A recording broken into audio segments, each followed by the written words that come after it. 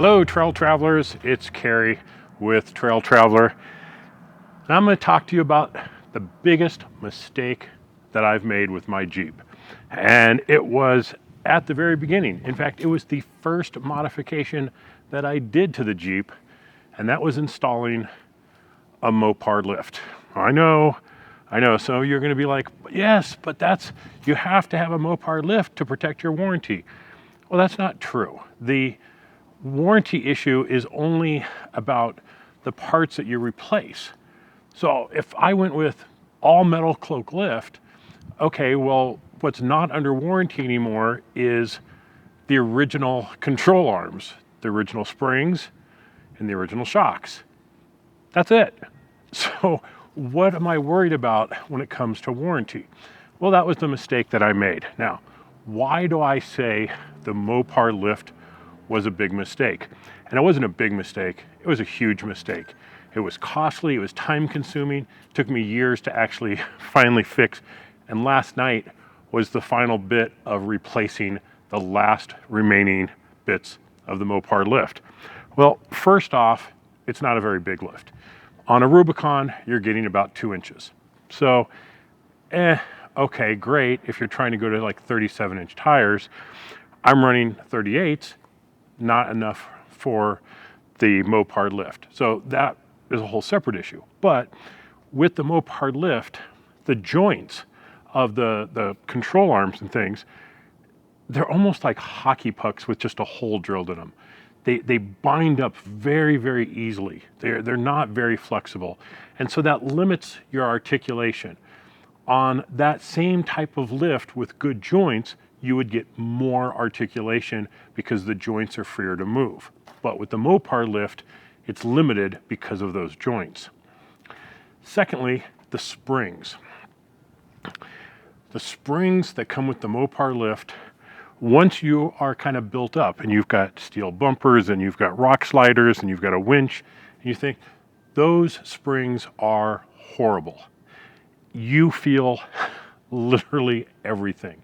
Going over speed bumps is, even at slow speeds, just feels like you have cinder blocks instead of springs. So eventually I replaced the springs with JKS dual rate springs, which are actually 3.5-inch lift. All the other components, the control arms and things, are metal cloak. Now, that leaves one last thing, and that's the shocks. And the shocks are Fox shocks, which they're not bad. They're reasonably decent shocks.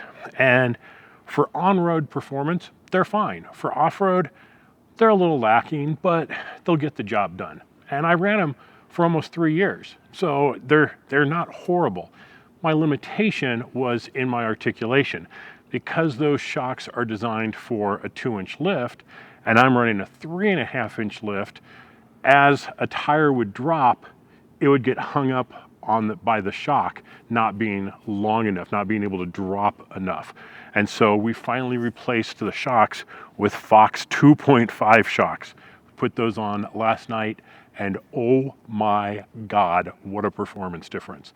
It is so much smoother on the road. It handles so much better.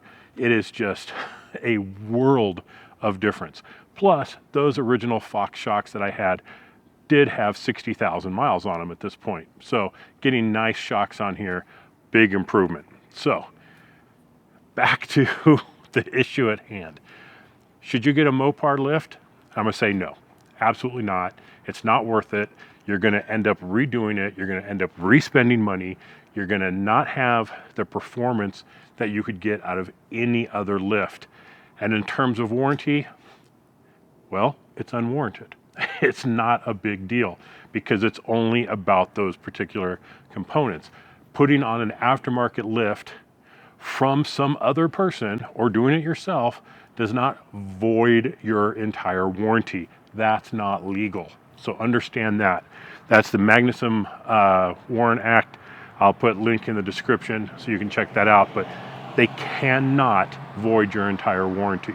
They have to prove that what you did caused a failure of something else. So that's my take on the Mopar Lift, the biggest mistake that I've made with the Jeep. So thanks for watching, everybody. This has been Kerry with Trail Traveler. We'll catch you next time. Bye-bye.